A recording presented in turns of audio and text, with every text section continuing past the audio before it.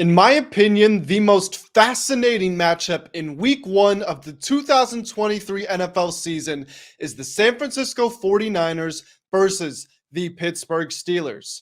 My name is Grant Mitchell, and I am posting game betting previews of every matchup in NFL week one. So do me a favor, smash that subscribe button. I'm coming out with sports betting content every single day. We are going to absolutely kill it this NFL season. I promise that you want to be a part of it. Now, let's get back on track and talk about this matchup and why I think it is so interesting. Let's start with the 49ers. Now, when Brock Purdy entered the lineup last year, everything changed for San Francisco. They won 8 straight games, made it all the way to the NFC Championship game. That's where tragedy struck. As we all know, the 49ers had 4 injured quarterbacks in that championship game. Jimmy Garoppolo, Trey Lance, who was recently traded to the Cowboys, Josh Johnson, who was injured mid-game, and of course, Brock Purdy. Now, Purdy looked like he was going to do the miracle run, go from being Mr. Irrelevant in his rookie season, take a team to the Super Bowl.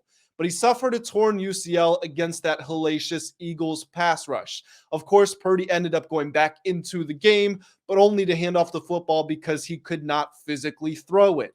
Now, why I do think this game is so interesting is Purdy was Mr. Irrelevant for a reason. This is not a diss at him because apparently he has a good mentality, a very strong understanding of the game.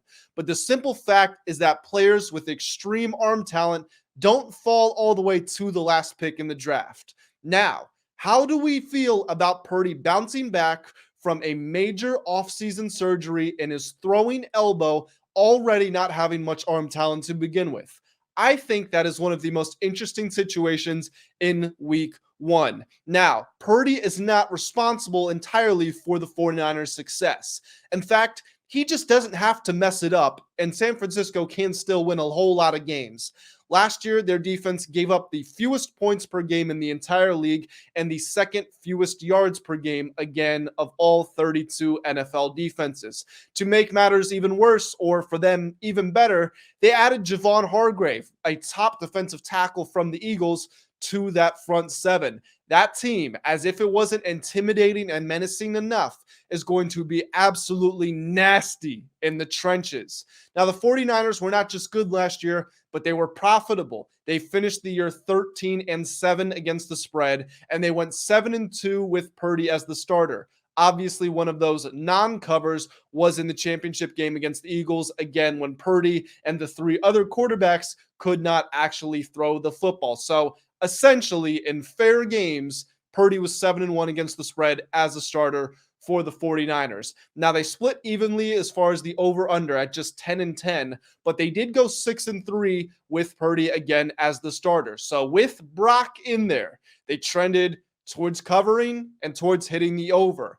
Now, they have lost week one in 4 of the last 6 seasons, including 2 of the last 3, but it's a new dawn, it's a new day, it's a new light for the 49ers, and they are hoping they can start it with a road win against the Steelers. Now, let's talk about those Steelers.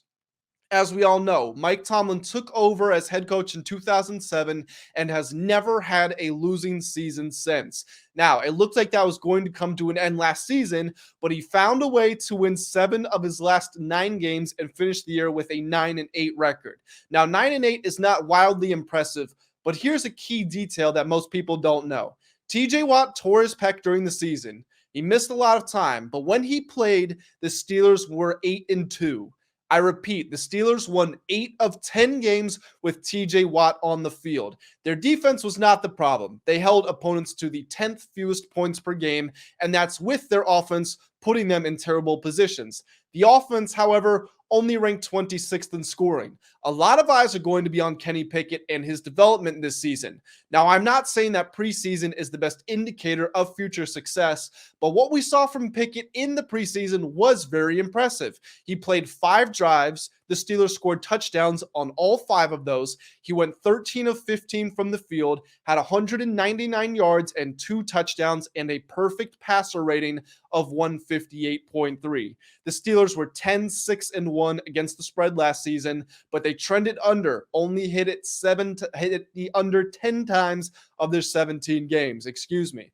If we are looking at the Steelers this season and projecting them, first, if they want to start covering more and hitting the over more, they need to see more of that development from Pickett. If you look at the eye test, he seemed to get more comfortable as the season went on last year, but that did not show up in the box score, which at the end of the day is all that matters from a betting perspective. As far as the defense goes, I expect it to be one of the top 3 units in football, at the very worst, a top 7 unit. They were already very good last season, again with a toothless offense. Now you bring in Cole Holcomb to that linebacking core, a hard-hitting guy who's going to slot in perfectly. You draft Joey Porter Jr. to be a corner, a son of a legend in Pittsburgh. He will get the culture. He will be an immediate impact starter. If we are talking about which side of the line to take here, my honest advice is wait to see if you can get the line for Steelers +3. I already locked that up a long time ago, but the odds makers have shifted. The public influence has started to come in, and this line has dropped to +2.5 for the Steelers or -2.5 for the 49ers at most sports books. If you can get the Steelers for +3 on their home field, I would personally take that. Obviously, it's a home game. It's a season opener. Again, the Steelers were 8-2 when TJ Watt played last season. He will be playing in this one. We don't know what to expect from the 49ers offense, and the fact that we can potentially get the line crossing a critical number of 3 points, I think that's too good to pass up on. But I'm very interested to hear your comments on this game, which side you are on, and overall, what do you think of this matchup? Do you agree with me that it's maybe the most intriguing of week 1? Drop a comment, let me know. Like the video if you did enjoy. Subscribe to the channel for more betting previews throughout NFL week 1 and the entire NFL season. And I will see you all very soon.